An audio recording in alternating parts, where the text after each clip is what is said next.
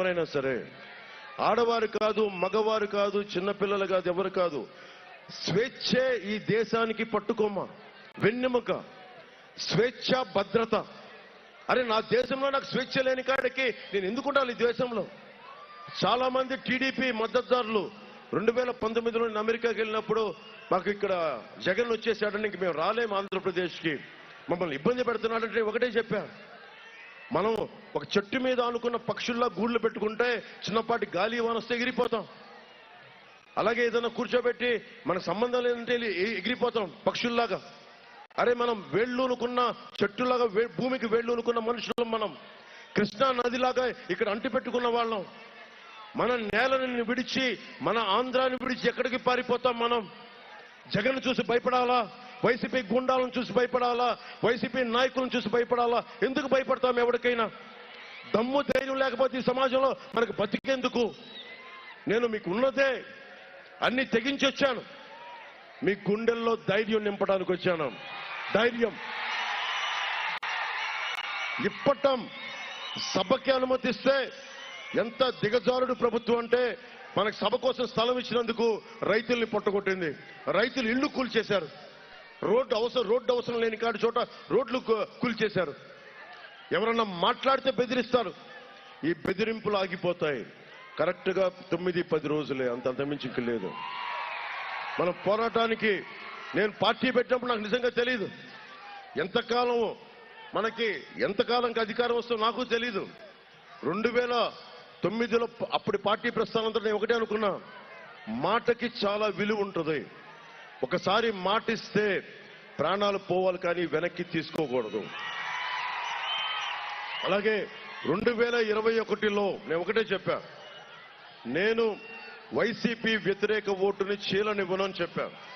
ఆ రోజు అందరూ హర్షించారు, కానీ చాలా మంది పెద్దలు ఎలా సాధ్యం అన్నారు. నీకు మనసున్న చోట మార్గం ఉంటుంది. నేను బీజేపీ పెద్దలతో మాట్లాడా, బీజేపీ అగ్రనాయకత్వంతో మాట్లాడాను, ఒకటే మాట్లాడాను బీజేపీ అగ్రనాయకత్వంతో. మాకు తెలంగాణ నుంచి విడిపోవాల్సి వచ్చింది. ఆంధ్రప్రదేశ్కి ఏదైనా చేసుకుందామంటే మాకు ఇబ్బందులు ఉన్నాయి. దాన్ని ఏదన్నా కొంచెం ముందుకెళ్ళి తీసుకెళ్దామంటే వైఎస్ జగన్ వచ్చాడు, అందరినీ బెదిరిస్తాడు, ఎక్కడెక్కడి నుంచో కూర్చొని కిరాయి ముక్కలను తీసుకొస్తాడు, బ్లేడ్ బ్యాచ్ అంటాడు, దాడులు గ్యాంగ్ అంటాడు, ఏదైనా మాట్లాడితే ఎస్సీ ఎస్టీ అట్రాసిటీ కేసులు, ఫాల్స్ కేసులు పెట్టిస్తాడు, ఎస్సీ ఎస్టీ ప్రజలపైన ఎస్సీ ఎస్టీ అట్రాసిటీ కేసులు పెట్టిస్తాడు, బీసీల మీద దాదాపు 8,000 కేసులు పెడతారు. ఎవడు బతకడానికి లేదు, అందరూ భయపడాలి. నాకు చిరాకు వచ్చింది, నేను ఎందుకు భయపడాలి? మాట్లాడితే వాళ్ళ కుటుంబంలోనే వాళ్ళ తాతగారి దగ్గర నుంచి పక్కనోడి ఆస్తి దోచుకోవడం అలవాటు. వెంకట నరసయ్య గారు అని చెప్పి ఒక బలిజ కులానికి చెందిన వ్యక్తిని ఆస్తిని దోచుకున్నారా వెరైటీ స్మైల్ అప్పటి నుంచి. అందుకని ఈ రోజున వాళ్ళు కొత్త కాదు, ఇలా అడుగుతాడు ఓటు, మీరు ఓటు వేయకపోతే చంపేస్తాను అన్నట్టుగా. మనం చెప్దాం కూటమికి ఇదని చెప్దాం, మనం ఓటేసి నల్ల మచ్చేసుకొని చూపిద్దాం, ఈ ఏళ్ళు చూపిద్దాం వైఎస్ జగన్కి. భయపడటానికి లేదు. చిరంజీవి గారికి ఇక్కడ నమస్కారాలు పెట్టాలి, మహేష్ గారి నమస్కారాలు పెట్టాలి, ప్రభాస్ గారి నమస్కారం పెట్టాలి. దేనికి నమస్కారాలు పెట్టాలి? ఎవడైనా దేనికి నమస్కారం పెట్టాలి? వాళ్ళ పనులు వాళ్ళు చేసుకుంటున్నారు. అంతెందుకు మాట్లాడితే కూర్చొని కృష్ణా జిల్లాకి ఎన్టీ రామారావు గారి పెద్ద ప్రేమ ఉన్నట్టుగా కూర్చొని కృష్ణా మనకి ఎన్టీఆర్ గారి జిల్లా పేరు పెట్టాడు, ఎన్టీఆర్ హెల్త్ యూనివర్సిటీ పేరు తీసేశారు. ఇప్పుడు వైఎస్ రాజశేఖర రెడ్డి గారి పేరు మీద ఆయన మీద గౌరవం అగౌరవం కాదు, ఆల్రెడీ ఎన్టీ రామారావు గారి మీద పేరున్నప్పుడు ఆయన పేరును తీయాల్సిన అవసరం ఏముంది? అదే మీరు ఇచ్చే గౌరవం. అరే ఈ రాష్ట్రానికి తెలుగు అనే ఒక ఉనికిని తెచ్చిన మహానుభావుడు, గొప్ప వ్యక్తి అయినా కనీసం అంత మాత్రం గౌరవం ఇవ్వలేవా? మీ నాన్నగారిని తగ్గించట్లా, కానీ మీ నాన్నగారి కంటే ముందు చాలా మహానుభావులు వచ్చారు. వైఎస్ జగన్ గుర్తుపెట్టుకోవాల్సింది, ఈ నేల ఉంది అంటే ఒక పొట్టి శ్రీరాములు గారు, వైశ్య కులానికి చెందిన పొట్టి శ్రీరాములు ఆత్మ బలిదానం చేస్తే ఈ నేల వచ్చింది. అది మర్చిపోకూడదు వైఎస్ జగన్. అందరం కూడా ఎవరైతే బలిదానాలు చేశారో, ఎవరైతే త్యాగాలు చేశారో పథకాలకి వాళ్ళ పేర్లు పెట్టుకుంటాం. ప్రతిదీ మా నాన్న పేరు పెట్టుకుంటాం, ప్రతిదీ మా ఇంట్లో వాళ్ళ పేర్లు పెట్టుకుంటాం అంటే కుదరదు. అట్లాగా మేము వైఎస్ రాజశేఖర్ గారి పేరు పెట్టుకోండి కాదనం, కానీ ఉన్న పేర్లు తీసేసి భయపడడం నాకు ఇష్టం లేదు. ఎన్టీ రామారావు గారి పేరు తీస్తారంటే ఇబ్బంది అందరికీ, ఏమంటాడో అని. నాకు అలాంటి ఇబ్బందులు ఏం లేవు. నువ్వు సినిమాలను ఆప్ చేస్తే ఆపుకో, భీమలా నాయక్ని ఆప్ చేస్తే ఆపుకో, వకీల్ సాబ్ని ఆపితే ఆపుకో, నాకు అటాచ్మెంట్ లేదు. నా ప్రయారిటీ ప్రజాస్వామ్యాన్ని కాపాడటం.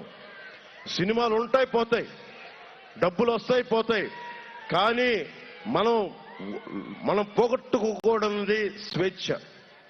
స్వేచ్ఛ పోయిన రోజున ఎన్ని వేల కోట్ల రూపాయలున్నా అది నిష్ప్రయోజనం. స్వేచ్ఛను పోగొట్టుకోకండి. నేను చంద్రబాబు గారిని చాలా ధైర్యంగా చూశాను. ఆయన జైల్లో ఉన్నప్పుడు మనిషి ఏమాత్రం ఇబ్బంది పడలా. ఒక బలమైన నాయకుడు. ఆయన ఎంత కష్టాలున్నా కూర్చోబెట్టి చూద్దాం సార్, భరిద్దాం కళ్యాణ్ గారు కూర్చుంటే నాకు నిజంగా అనిపించింది, ఈ వ్యక్తికి మనం అండగా ఉండాలి. అజెండా తీసాం, ఈ వ్యక్తికి కొంచెం కిందకి దించాలి, ఈ వ్యక్తికి అండగా ఉండాలి. ఎందుకంటే 4 దశాబ్దాలు మనం విభేదాలు ఉండొచ్చు, కానీ తెలుగుదేశం పార్టీతోటి ఒక చెట్టంత నాయకుడిని అలా జైల్లో కూర్చోబెట్టడం నాకు నిజంగా ఇబ్బంది అనిపించింది. 5 సంవత్సరాల మీద బెయిల్ ఉన్నాడు, 5 సంవత్సరాల నుంచి బెయిల్ మీద ఉన్నాడు ఈ ముఖ్యమంత్రి. మీకు ఈ పాస్పోర్ట్లు కావాలా? ఏసీబీ మీద తన ఆధిపత్యం, జైల్లో ఉండొచ్చున్నాడు, ఇంకా బెయిల్ మీద తిరుగుతున్నాడు.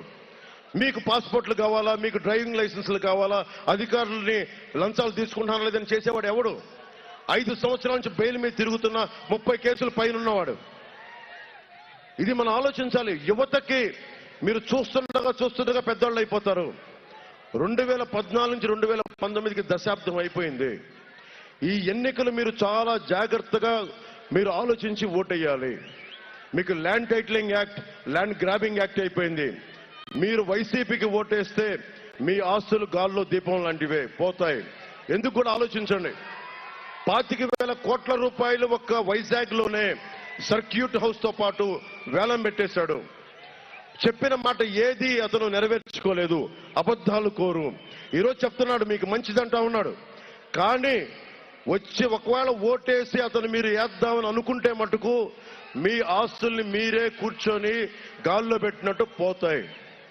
అందుకని వైసీపీ మద్దతుదారులకి మరీ చెప్తున్నా, మీరు ఎస్సీలు కావచ్చు, ఓసీలు కావచ్చు, బీసీలు కావచ్చు, ఎస్టీలు కావచ్చు, మైనారిటీలు కావచ్చు, ఎవరైనా